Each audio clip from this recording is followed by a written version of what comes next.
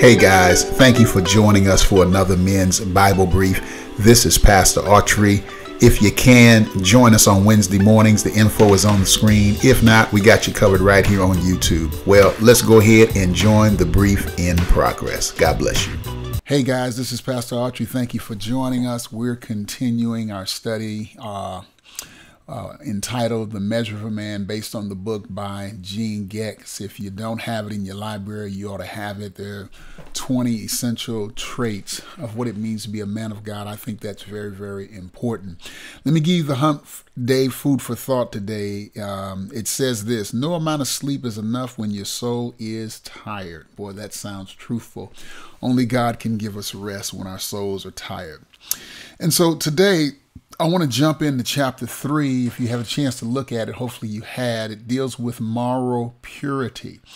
And by moral purity, guys, we don't mean moral perfection. I think when men hear that statement, they immediately think of moral perfection. But moral purity is surely a goal that God has for your life and for my life.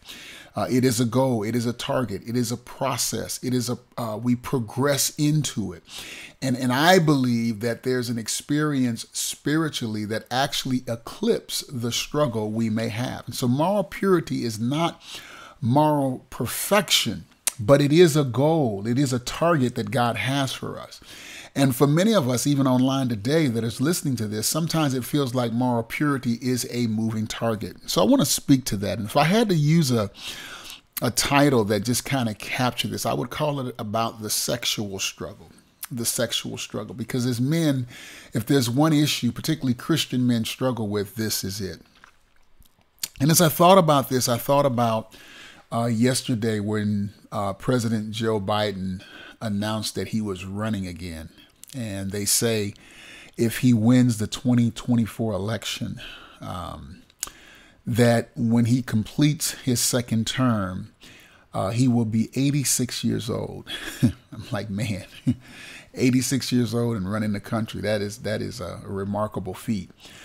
And I think, people are saying, should he run? Is he too old? Should he just go ahead and just retire? And I'm kind of one of those in that camp, but it's that struggle I think he's personally having. There's a part of him that's probably saying, you know what, you should shut it down. You're too old for this. Go enjoy life. You've done enough. But then there's a part of him that just won't let it go. You know what? One more shot. You can do it one more time. And I think that is his struggle. And I think that's the struggle with sexuality, with the sexual struggle for men. I think on the one hand, we kind of know intuitively that something is wrong with this. This is not what God wants. This is not healthy for me. It's not healthy for my family. But on the other hand, there's this strong desire. It pushes me. It compels me in a way that I've never experienced before. I call this the Tom Brady effect. There's a point that I think Tom Brady kind of knew he should have retired. There's some who may argue maybe he should have played another year. I thought he should have retired after the Super Bowl he won, the last one. And even before then, I was thinking it was time to retire. But there was another part of him that kept driving him. I would say that's that flesh, just pushing him on. And many times when you listen to that side, it'll push you into injury. It'll push you into trouble. And I think that's the issue, the sexual struggle, guys. There's a part of us where we know, you know what, I need to shut this down before it goes somewhere where it doesn't need to go. But then there's this other part, this other voice that's just pushing us like, no, man, there's something there. You're going to miss something. Your life is going to be incomplete. And then when we get there, we discover it really wasn't all that. And so we're going to talk about that. And I want to raise that question in our session today. Why is the sexual struggle so strong? Why is this such an issue? And I have 4 quick points I want to lay out for you today, and then I'm going to leave you with the discussion questions. Number 1, it's unnatural. It's unnatural. And the thought here is that we were never meant to have moral purity. In other words, to be a man is to be sexually expressive. That's what it is. Some of us were taught that. Some of us, that was our first introduction to sex. We were kind of introduced to this idea that men shall be men, boys shall be boys. Why are you fighting something that comes so natural? It's not uncommon because they struggled with it in Paul's time. 1 Corinthians 6:13, Paul said food is for the stomach and stomach is for the food. And they were not talking about food. They were actually talking about sex and using food as a metaphor. And even then, in that culture, they were saying to Paul, these were Christian men, man, Paul, quit making a big issue of sex. You know what? It's no different than having to eat 3 times a day. It's a muscle that has to be satisfied. Why are you making such a big issue? And of course, Paul goes on to say, no, your body is a temple of the Holy Spirit. And so you have to be mindful of that. And so sex in that culture was extremely common, particularly if you were a wealthy man. And Getz mentions this. You probably had 3 different women in your life if you were wealthy and you were head of your household. And really the word of a man who was head of his household was just, he could do whatever he wanted. There was nothing you can do to him legally. He had the protection of the state and of the law. And so, of course, he had his wife, but then he had a sex slave, which was a slave person. That's one of the reasons why they held slaves, was purely for sex. And then probably a prostitute at a temple. Because prostitution was legal and it was prevalent in the temples. That's how the Roman Empire collected its taxes. And so it was a very sexual, promiscuous culture, far more promiscuous than what we're living in today. And so, yeah, the idea here is, look, we're just being men. Quit tripping, Men will be men, boys will be boys. Let us be ourselves. And some say it's unnatural, even though that's not God's will for us. I will put a little footnote here. If you're married, that's why you have to have those conversations with your wife. And there's a book on the screen by Dr. Archibald Hart, one of my professors from seminary, The Sexual Man. And it's designed to be read by women to kind of help them understand how men are so much more wired differently than women. And many times women assume the way they're wired is the way that men should be wired. And it's just not true. And in that book, he kind of outlines that. And it's actually designed to be read by the women and not by yourself. Matter of fact, Getz says that if you have a wife, have her read chapter 3, and then he has some great discussion questions at the end that I think can be a launching pad for a great discussion. So it's really trying to educate here, and there's a lot of miseducation that's out there. And so if there's an education there, you can really conquer some issues there. So that's number 1, it's unnatural. Number 2, it's everywhere. We live in a culture where sex is the new quote unquote God with a small g. That's what it is. It's everywhere. It's acceptable.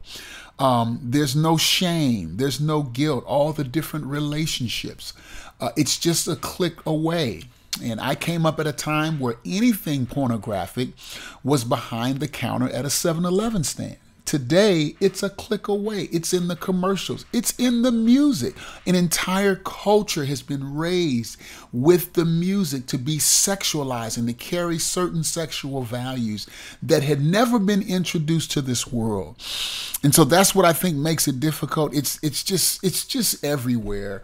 And the temptations are far greater today than they were 20, 30 years ago. And Getz in this chapter as well makes a distinction between temptation and lust.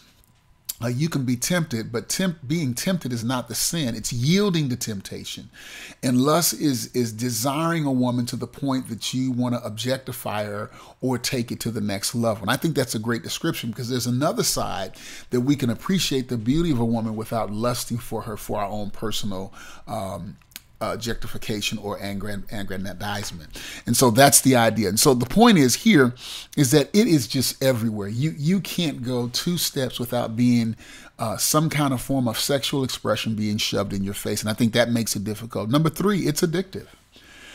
It's addictive. And if you haven't figured it out yet, guys, there's always this idea that the devil plays in our minds, that this what you're looking at, this one woman or this one experience or this one vision of sex, that's going to be the sexual experience of all time. That's the mother of all sexual experiences. And then if you're able to fulfill that vision, you have it, you know what happens? You need something bigger. You need a bigger vision. And the devil hands you a bigger vision. And that's exactly what the reality with the sex is. It becomes addictive. And you need more and more. You know, these polyamorous relationships, the couple swaps, the menage a trois, you know, guys having 3 or 4 women. Yeah, okay, after you've had 3, okay, then you have to have a 4th, and then you have to have a 5th, and it gets kinkier and kinkier, and you go in places you don't intend to go. Particularly in that hardcore pornography or hardcore sexuality or bondage and what have you. That can easily descend into child pornography because after a while you get numb to it. And so it's incredibly addictive. We'll talk about that next time. I can't do everything in this session. I'm going to break it up into 2 sections. And today I just want to raise the issue to help guys get their arms around it. But then the last issue is this, is that it's a gift. It's a gift. And this is where it's gravely misunderstood. And by gift, I mean we can confuse the gift with the giver. The giver is the one we should be addicted to, not the gift. And with any gift, we can abuse the gift or we can appreciate the gift. And when we approach sex as a gift, we can experience the fullness of what God intended. But also, too, we experience the fullness of what God wanted to do in our hearts and gives us the peace and the serenity that we're looking for in our souls. And so there we have to be careful, guys. And so our discussion questions for today are very simple. And here we are. Let me see if I can pull this up very quickly. Number 1, is moral purity possible or realistic in today's culture? That is the target that God has for us. The question is it possible? Excuse me. Is it realistic? And how do we navigate that? That's a great question. Number 2, why is moral purity so difficult, particularly for men? You know, this is a huge challenge for men. Now, pornography is definitely increasing amongst women. They're becoming far more promiscuous and they're far more aggressive than ever before. And I think that contributes to why it's so difficult, because women today are far more aggressive than where they were maybe 20 or 30 years ago. But we got to raise the question, why is moral purity so difficult? Number 3, is sexual addiction real? Now, I think it's very real. And why do men tend to fall into it? And what does God do to help us out of that? And then number 3, can we overcome, or can men overcome sexual addictions? And we'll get into that next time. God bless you guys. That's all I have for today. I'll see you in the next video. Take care.